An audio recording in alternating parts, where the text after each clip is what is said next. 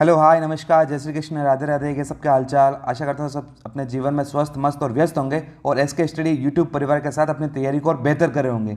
जैसे हमने CET graduation के लिए टॉप एमसीक्यू सीरीज लेके आए थे, उसी प्रकार उसी की तर्ज पे हमने सीईटी 12th के लिए टॉप एमसीक्यू सीरीज लेके आए हैं। और ये प्रश्नोत्तरी टॉप एमसीक्यू सीरीज आपके इस एग्जाम के लिए नहीं बल्कि आने वाले सारे एग्जाम के लिए महत्वपूर्ण होंगे, चाहे वो आरएस हो या पशु परिचय हो, क्योंकि आजकल आरएस एमएसएसबी या आरपीएससी या सारी परीक्षाओं संस्थाओं का पैटर्न इस प्रकार बदल चुका है कि वो बड़े एग्जाम में छोटे प्रश्न और छोटे एग्जाम में बड़े प्रश्न अक्सर पूछ लिया करते हैं। तो हमने ये जो प्रश्न डाले हैं बहुत इंपॉर्टेंट है आने वाले सारे एग्जाम के लिए। तो बिना समय गवाए आज चलते हैं आपके पहले प्रश्न की तरफ।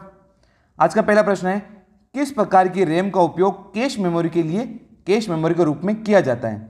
एसआरएम, डीआरएम, एसडीआरएम या एबी दोनों? इसका सही उत्तर आप वीडियो को पॉज करके दे सकते हैं। और अंत में आपका कमेंट इसलिए महत्वपूर्ण है क्योंकि इस वीडियो के अंदर आपका कितने प्रश्न सही हुए ये भी आप कमेंट करके बता सकते हैं। इसका सही उत्तर होगा ऑप्शन ए, जो स्टैटिक रैम होती है, स्टैटिक रैंडम एक्सेस मेमोरी होती है, वो कैश मेमोरी के रूप में भी इसका उपयोग किया जा सकता है। चलते हैं नेक्स्ट प्रश्न की तरफ। निम्नलिखित में से कौन सा कथन स्टैटिक रैम के बारे में यानी कि SRAM static random access memory के लिए सत्य है? हमेशा क्वेश्चन में सत्य असत्य पे हमेशा अंडरलाइन करके चलना है ताकि क्वेश्चन कभी गलत ना हो। पहला ऑप्शन कह रहा है कि स्टैटिक रैम में डाटा क्लिप फ्लोप में संग्रहित होता है, इसे समय समय पर रिफ्रेश करने की आवश्यकता नहीं होती है, यह डायनेमिक रैम से तेज होता है और यह सभी सत्य है। इन चारों में से आपको सही उत्तर बताना है। इसका सही उत्तर होगा ऑप्शन डी, जो स्टैटिक रैम होती है वो हमेशा डाटा को फ्लिप फ्लॉप में संग्रहित करती है, कलेक्ट करती है और ये इसे समय समय में रिफ्रेश करने की आवश्यकता भी नहीं होती है। ये ऑटोमेटिक सिस्टम के साथ रिफ्रेश होती है और ये डायनेमिक मेमोरी से भी तेज होती है। चलते हैं नेक्स्ट क्वेश्चन की तरफ। इसका ऑप्शन सी सही हो जाएगा। अगला क्वेश्चन है, डायनेमिक रैम के बारे में निम्नलिखित में से कौन सा गलत? ये देखो यहां पर गलत आया तो हमेशा याद रखना है कि सत्य असत्य सही सही नहीं है, इन पे हमेशा अंडरलाइन करके चलना है ताकि आप क्वेश्चन को अच्छे से आसानी से सोल्व कर पाओ। पहला ऑप्शन है, डीआरएम को डाटा संग्रहित करने के लिए लगातार ताजा मेमोरी की आवश्यकता होती है, यह एसआरएम से धीमा होता है, यह एसआरएम से अधिक महंगा होता है और यह सभी सही है। इसका सही उत्तर बताना है आपको, इसमें गलत बताना है। तो अगर ऑप्शन की बात करें, ऑप्शन से एलिमिनेट करना सीखिए।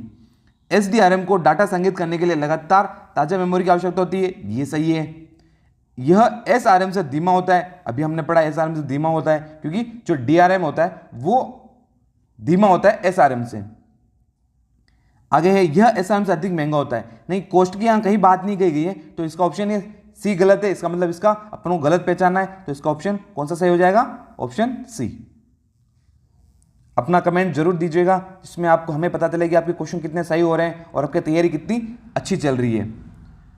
अगला प्रश्न है, निम्नलिखित में से कौन से chip basic input output system BIOS basic input output system को संग्रहित करती है?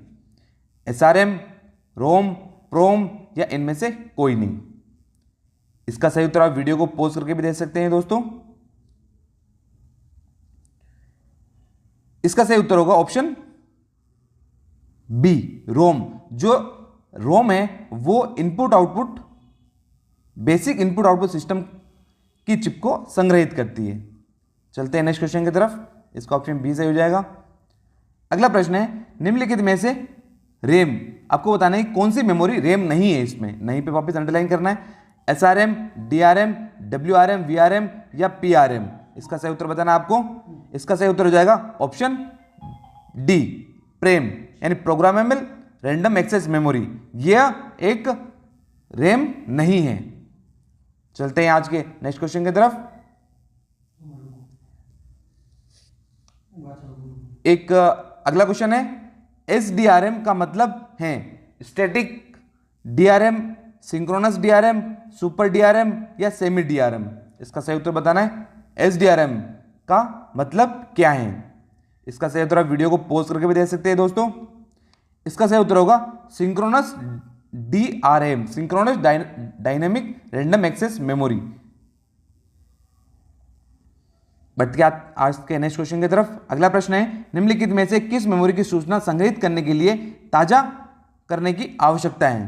कैश, SRM, DRM और ये सभी। इसका सही उत्तर बताना है।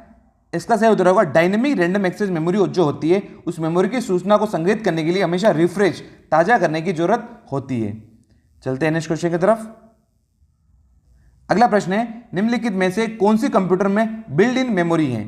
आपको ऐसी मेमोरी का नाम बताना है जो कि बिल्ट इन मेमोरी है सिस्टम के अंदर, कंप्यूटर के अंदर। रैम, रोम, LSI, VLSI।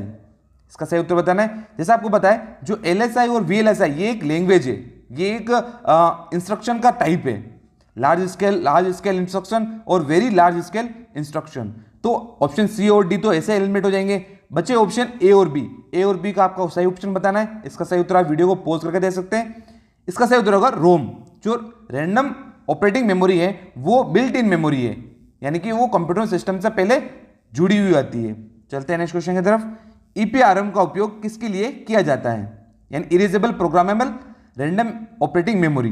रोम का डाटा मिटाना, रोम का डाटा पुनर्निर्माण करना, रोम की प्रतिलिपि बनाना और रोम का डाटा मिलना है पुनर्निर्माण करना। इसका सही उत्तर बताना है।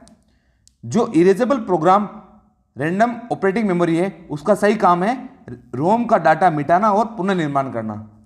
इसका सही उत्तर कौन सा हो जाएगा? Option D. चलते हैं आज के अंतिम प्रश्न की तरफ। आज का अंतिम प्रश्न है, EPRM को सामान्यतः किसके द्वारा मिटाया जाता है? अवृक्त किरणें, पराबैंगनी किरणें, विद्युत चुंबकीय किरणें या 12 वोल्ट का विद्युत पल्स देके। आपको इसका सही उत्तर बताना है। इसका सही उत्तर हो जाएगा बी। जो पराबैंगनी किरणें हैं, पराबैंगनी किरणों के द्वारा जो डाटा को जो EPRM मेमोरी होती है, erasable programmable random operating memory, इसके द्वारा अपन किसी डाटा को मिटाते हैं तो किसके द्वारा मिटाते हैं? पराबैंगनी किरणों के द्वारा। तो इसका सही उत्तर बी हो जाएगा। तो ये थी आज का अंतिम प्रश्न। मिलते हैं इस टॉप MCQ सीरीज के पार्ट के नेक्स्ट एपिसोड में, नेक्स्ट वीडियो में। तब तक के लिए में ख्याल रखिए और अपनी तैयारी को SK स्टडी एकेडमी यूट्यूब परिवार के साथ और मजबूत कीजिएगा। Thank you.